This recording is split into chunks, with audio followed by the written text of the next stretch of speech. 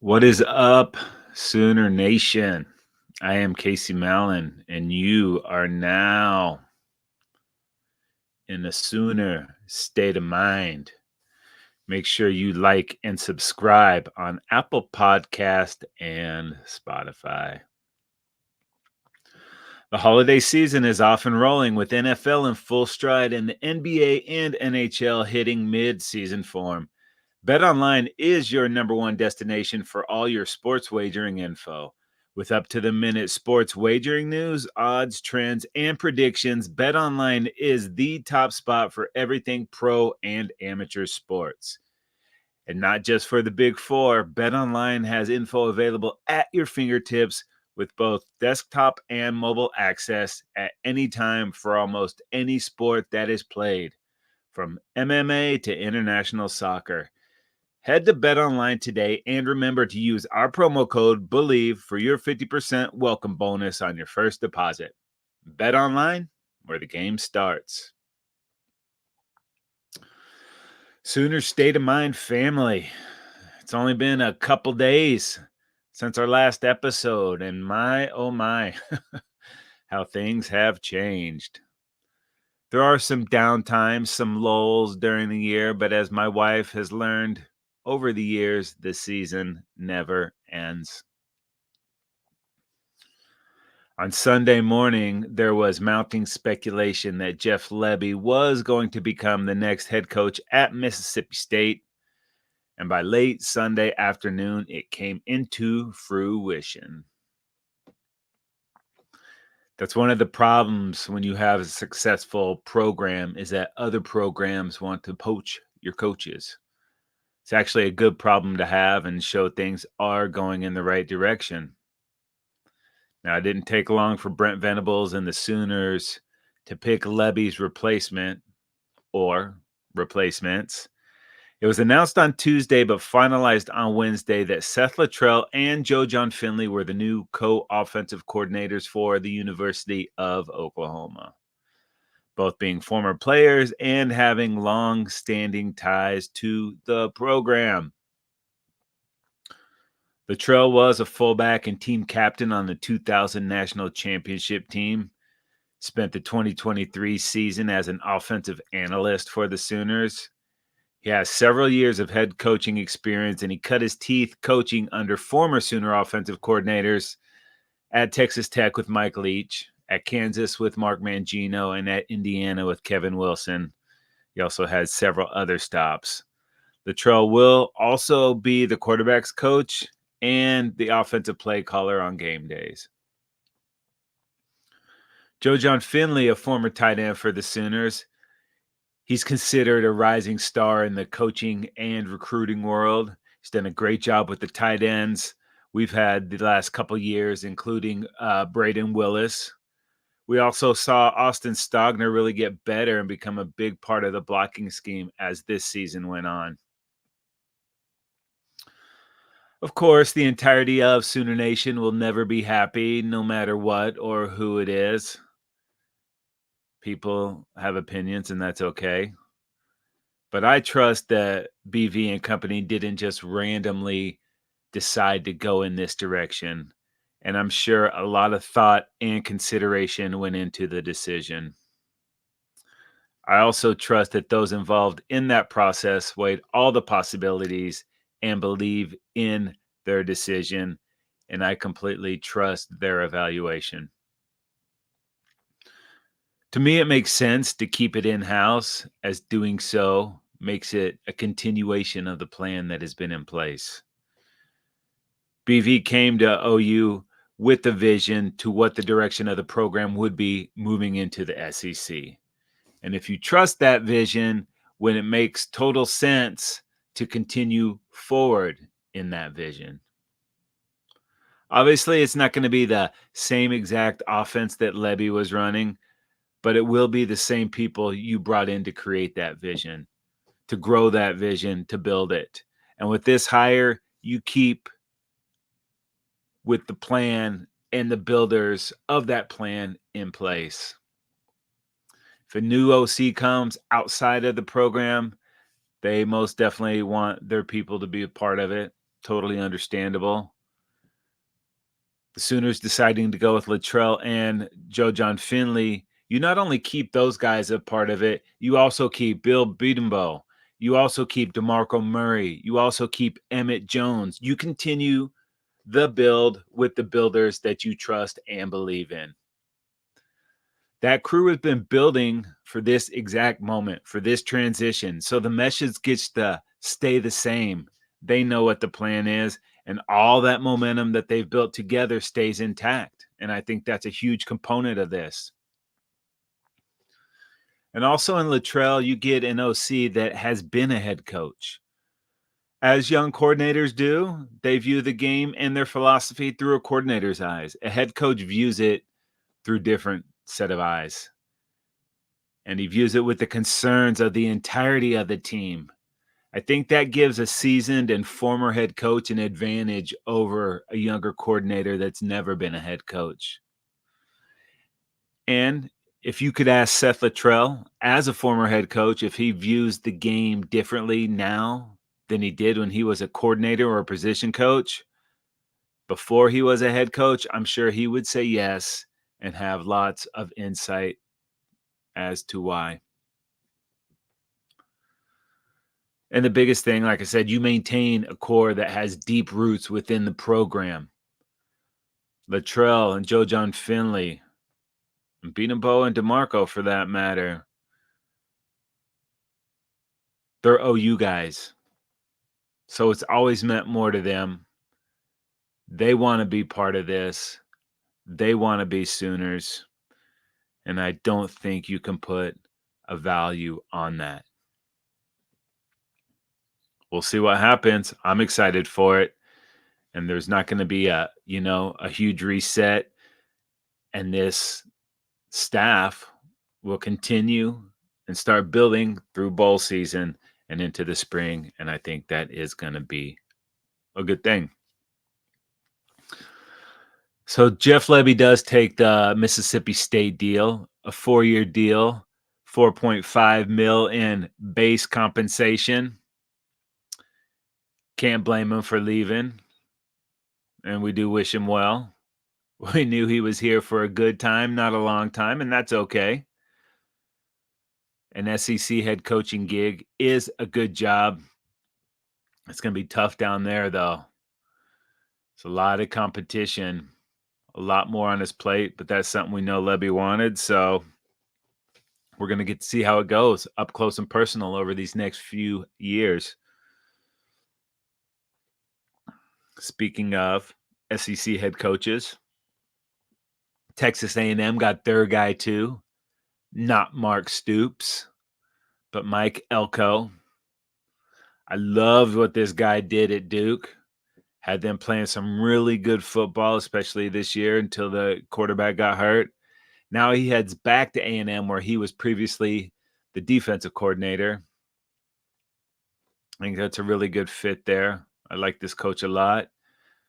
And he's getting about half of what they paid Jimbo not to be their coach. I want some of that fired head coach money, right? That's the best gig in town, getting fired. It's on an island somewhere just laughing all the way to the bank. Crazy. Pig Sue. Sue. Bobby Petrino is back. Razorback, as in back to Arkansas as their new OC. Bobby P comes off a little bit like a jerk. I don't know him personally. Just kind of the vibe I get. But motorcycles and crashes and mistresses kind of makes him a badass. Will that relate to success on the field? I don't know. But he is back. Speaking of back, let's get back to a little Sooner talk, okay? Sooners wind up 12 in the penultimate CFP ranking. Sooners at 12. I suppose that's close to where we should be. I'm not sure. Penn State Ole Miss and Mizzou should be in front of us. But we dropped a couple of games we had no business losing. So, unfortunately, it is what it is.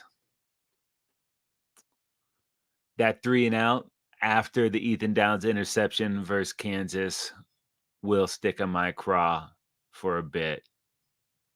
All of the offseason, actually, until we get playing football again.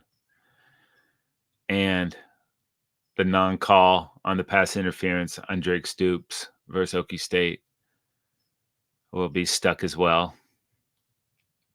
Brutal. But the whole season, I mean, it doesn't come down to a couple plays, but it kind of does come down to a couple plays. Just those things go different, and it's a whole different end to this season.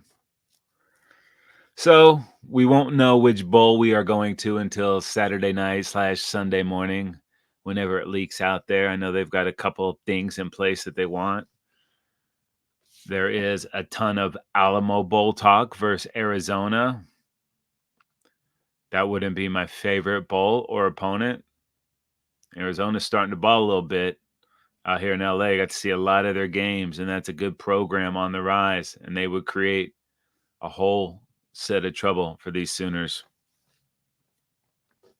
But I would rather see us play any of those three teams ranked in front of us, Penn State, Ole Miss, or Mizzou. Let's see who deserves to be right there.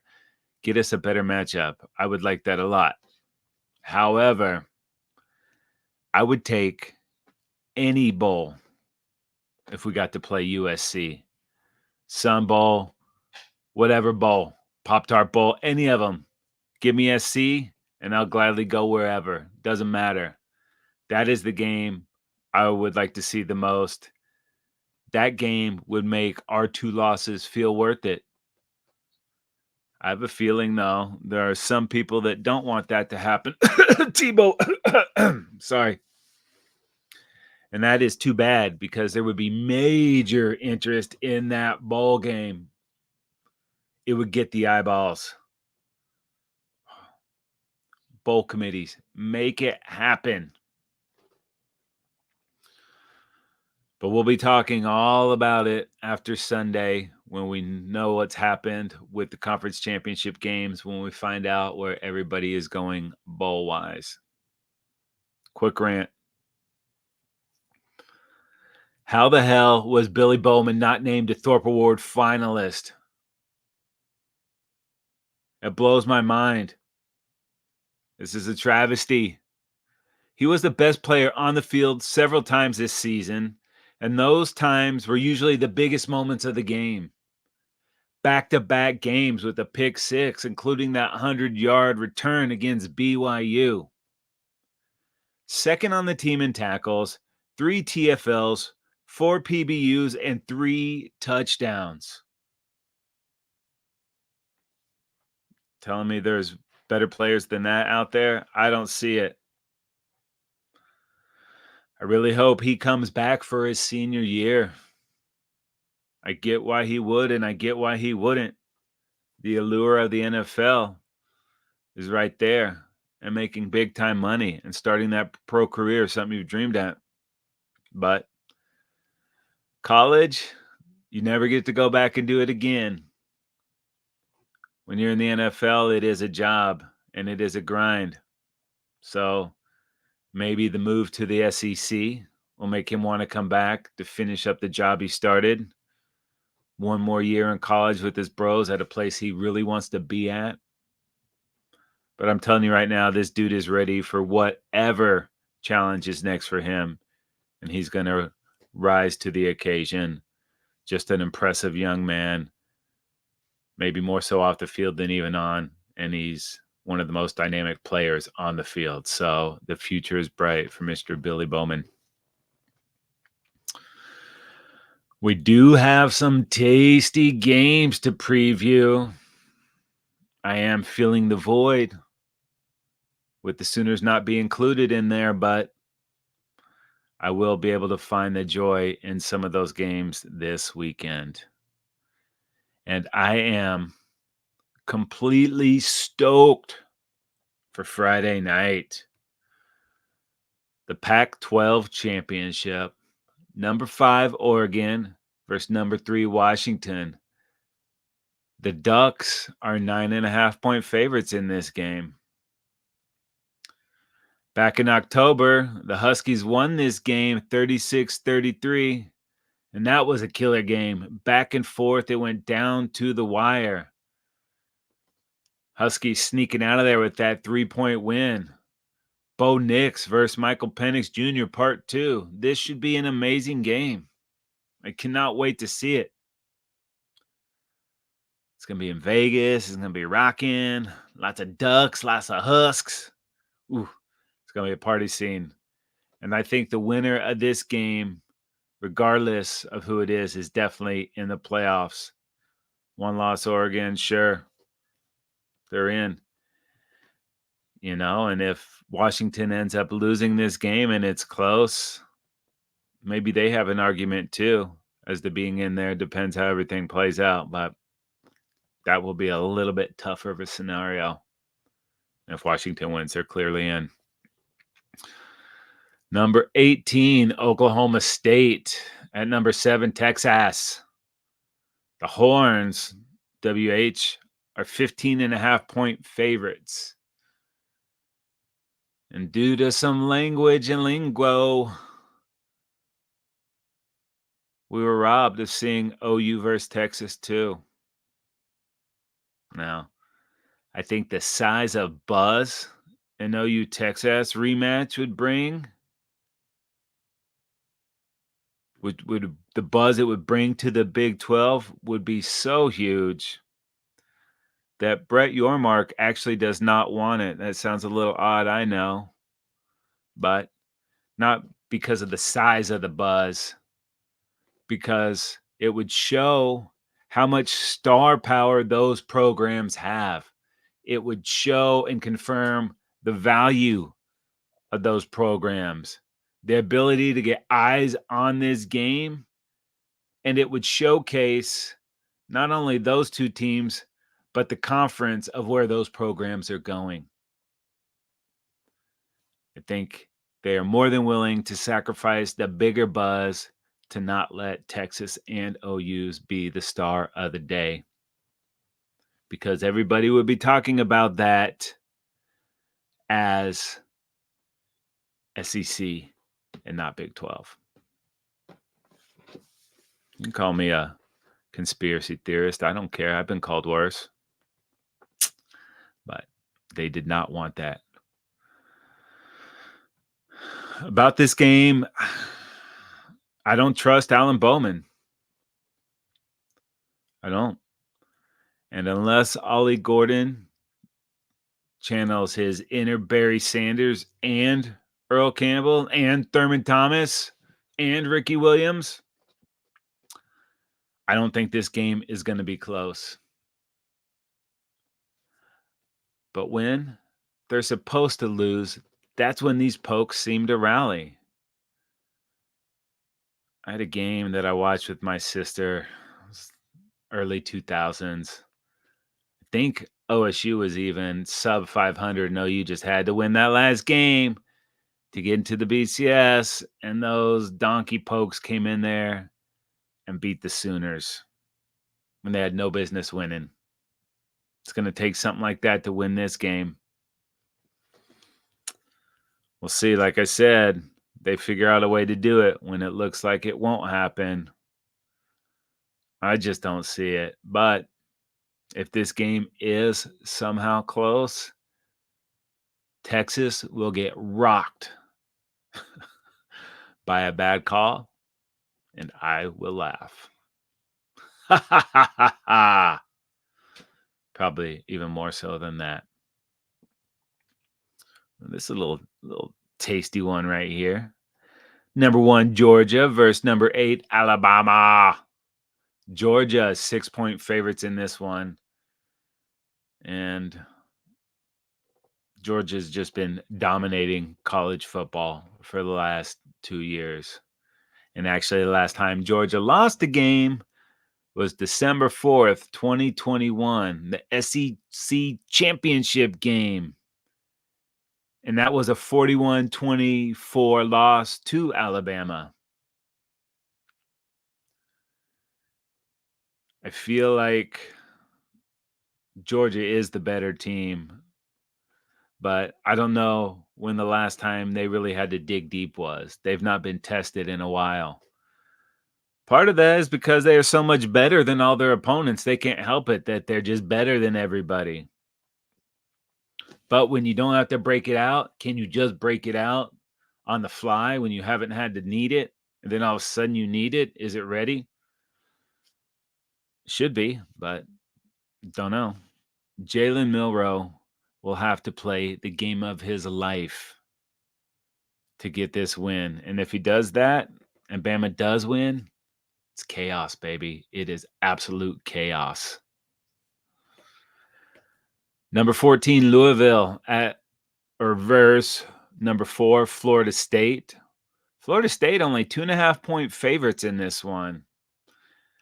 It is a total bummer that injury robbed us of seeing how Jordan Travis would finish this season. He was playing absolutely lights out and a front runner for the Heisman. He's gone, and now people want to keep this FSU team out of the playoffs, even if they win this game and remain undefeated. In years past, that would be crazy talk, and I think now it's crazy talk. To me, I don't see how you can keep them out if they do win. If Florida State runs the table, even without the quarterback, beats a good Louisville team, they should be in. Louisville is kind of getting lost in the mix. They have been playing some very good defense and beat some quality opponents this year. For Florida State, Tate Rodemaker, he wasn't great versus Florida last week, but he didn't make any catastrophic mistakes. Negative plays get you beat more than positive plays help you win. It's just how football works. And if he can do enough to make this a Trey Benson game where he gets to hand off and keep that run game going, Florida State can win. And if they do, the committee will have a tough decision to make. It's going to be very interesting to see what happens with that if Florida State does win. Number 2, Michigan versus number 16, Iowa. Michigan, 21.5-point favorites in this game. And this Big Ten championship is such an afterthought that everyone already has Michigan in the college football playoff. But good reason. Michigan has dominated all season, and Iowa just squeaked by Nebraska and Illinois to make it here. Now, I suppose anything can happen, but I don't see any way Iowa is in this game. It's a 21.5-point spread. Iowa's only scored more than 26 points once this season, and it was against Western Michigan. This is real Michigan on Saturday night. Michigan has only scored less than 26 points once this season. To me, this game looks to be a blowout. But you got to play them, and then we will see what happens. I know it's only year 2, but we had a team good enough to be in this Big 12 championship game. And it would have been sweet to smash Texas twice and leave with one more conference championship. That being said, I'm also ready to be done with this conference and move on to bigger and better things. I really am looking forward to these games this weekend and seeing how it all plays out. And I would also like to root for chaos as long as it keeps Texas, 2 S's, out of the playoffs. Can I get both? That's ideal. We're going to be back in a couple days to see how it all went down. Head on over to Believe.com. That's BLEAV.com. Go to shows, type in Sooner State of Mind, and you are locked, my friends. We have a ton of great content. Every team, every topic, everywhere. Believe.com. If you want to watch Sooner State of Mind, head on over to YouTube and search the Football Dudes. We are there. That's me getting the handoff. Sooner State of Mind is brought to you by Bet Online. My name is Casey Mallon, and I am in a Sooner state of mind.